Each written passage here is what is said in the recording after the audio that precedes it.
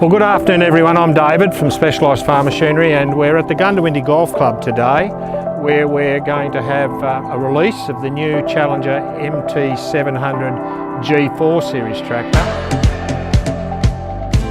It is an exciting machine, it's completely redesigned from the ground up and I'm sure that our farmers are going to be very interested in it. It's a AGCO Power 9.8 litre engine in this machine. One of the key things is the air package in here. We mentioned this earlier on. It's got a hydraulically driven fan at the front, and the design of the air package is to get maximum efficiency through it. So hydraulically driven fan, as required, it speeds up, slows down according to the cooling demand from the package in here. You can see the cooling package stacked in here: fuel cooler, transmission oil cooler, condenser, intercooler and radiator, all stacked nicely together, and nice easy access to clean them too. You can see those two panels on the side, really easy to whip off, give you a nice easy access into the machine too. One thing we didn't mention in here in the presentation, the air cleaner here, it's got a pre-cleaning system, so it actually draws some of the air from the fan here, actually takes out the big pieces that come into the air cleaner, so it gets them out of there, they don't go into the filter, less cleaning, so it keeps the whole thing nice and clean by drawing it out through there. Fan block here you can see, so we mentioned already a reversible fan, so the fan reverses, can either reverse manually or it'll reverse to whatever you set it at in the terminal, so it can set it, you can set the duration of the reverse and also the interval too. Nice and easy from the terminal there. As we walk along the side here, we touched on this already. This is the mono block, but you can see on the side you can add your suitcase weights on here, both sides of the machine, and the weight block itself here we said is about 420 kilos, so you can put about 1.7 tons on the front here if need be. This is where you can start to see some fairly significant differences that affect the ride quality. So if you look in here, you can see previously where the marshmallow springs were on the hard bar, there was one each side. Now when they move you can have about 11 degrees oscillation on the hard bar either side. So that's about it's about 180 mil up when it's right out here. So that's quite significant on rough ground. And it also goes down as well, it goes about 80 or 90 mil down too. So you got good oscillation there with the hard bar. But as we said, this new system here, the new primary suspension system with the coil spring and the shock absorber, is a lot smoother than the previous one with the marshmallow springs. Also have the bigger tension cylinder as well here to cope with the increased traction on the machine. Now some of the features have stayed the same. We still have the same way to adjust the alignment on the tracks. Very simple, same as before. You got the adjusters here. All you do is take the bolt out, take the cap off and wind them one way or the other. I would encourage you as well, if you ever have to align your tracks, just do it one step at a time, or maybe one flat at a time. You don't need to screw it 3 or 4 turns to change the alignment, so nice and gentle if you ever need to do it. Back to the bogies. Now this is where there's a fairly major change to the undercarriage. Previously we had on the previous 700s, we had the oscillating bogie on the front, the single oscillating bogie, and then on the back we had the midwheel by itself, or the inner and outer midwheels by themselves on a rubber block. Now you can see here we have got the oscillating bogie, and it is on a bigger bogie here, so all 3 of these bogies ride together over the rough ground. So they keep it, they greatly improve the ride quality. So when you combine them to the new primary suspension at the front and the new bogie system, it really makes a big difference to the ride quality. Track options we talked about inside. These tracks are not the same as the E-Series or the previous models, so they're not interchangeable because it's a longer undercarriage. So they're a different belt, different part number on the belt.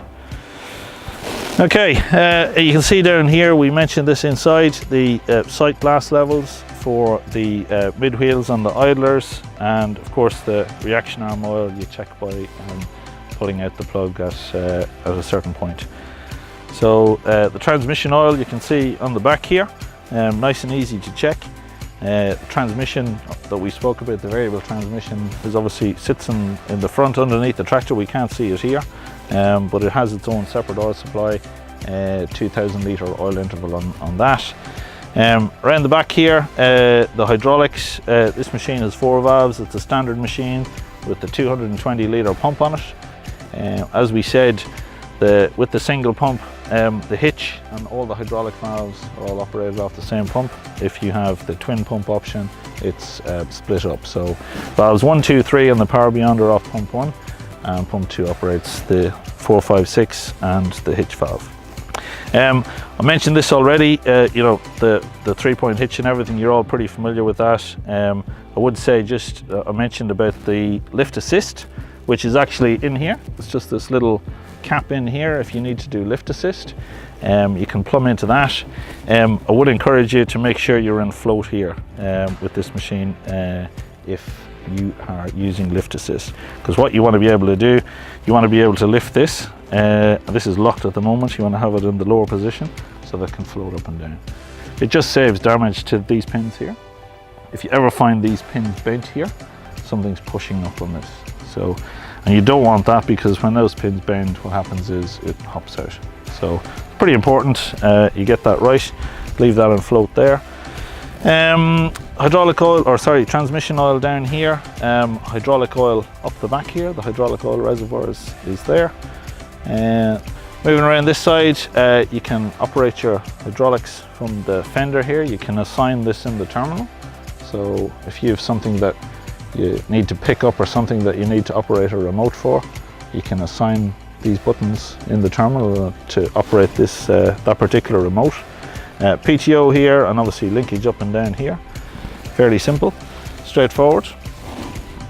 Coming around this side, undercarriage we've spoken about already, but just a small reminder, the guys will obviously set the gauge at pre-delivery. If you ever do move it, make sure you follow the procedure in the book for tightening these up. It's really important, because that's what sets the preload on the bearings, and obviously if it's wrong it can damage the bearing or reduce the service life of it. Around this side you can see we've got a nice wide opening door here. The new terminal in the cab. Just notice here, this got mentioned earlier on today. A lot of people said, oh, it's not ideal having to, you know, hang your fuel pipe across here. If anyone's ever noticed these holes here, that's for sitting your fuel filler in when you're climbing up in the machine. So you just click it in there, then walk around up the steps and then pick it up and bring it up. So simple little thing, but makes a little bit of a difference. So fuel filler up there. As we said, with the maximum fuel tanks, you can get almost 1,000 litres of fuel.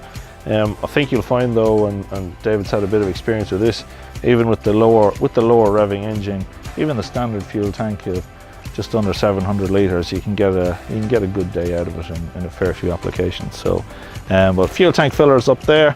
AdBlue is over here. 70 odd litres of AdBlue in the tank, which it'll do you probably a couple of tankfuls depending on how hard you're running it.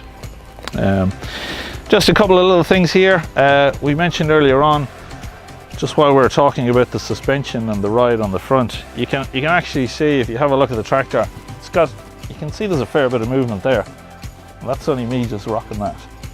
So it's got quite a bit of travel there in that hard bar suspension.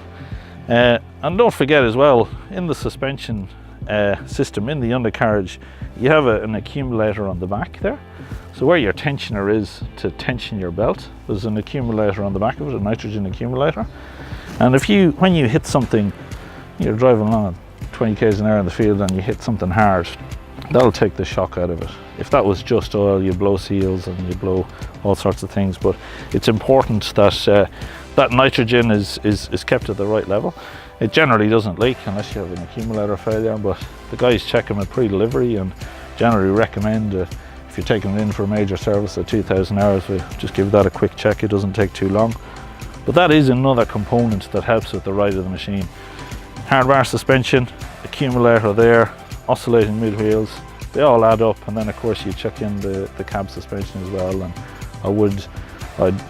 I'd absolutely say we have, if not the best ride on a track machine in the market, certainly one of them. So I would encourage you to have a try of it. Pivoting step here, we said already, so as soon as you take it out of park, the step lifts up out of the way. And on the back here, we mentioned the cab suspension is fitted here on this machine. So you can actually see here, if you look at the movement in the cab there, the significant movement in the cab. Doesn't affect your GPS either. It's a forward-back movement. So in the past with cab suspension systems, some of them moved around a lot, and if you're on RTK it was affected a little bit. It doesn't with this one. It's a straight forward-back movement, but it makes a big difference if you're on those real hard corrugations. Light package as well. LED lights available as well, ex-factory if need be. Some of our machines, Tony will back up, I think some of our machines are fitted with the LEDs that we have coming in, which will give you a good view of those.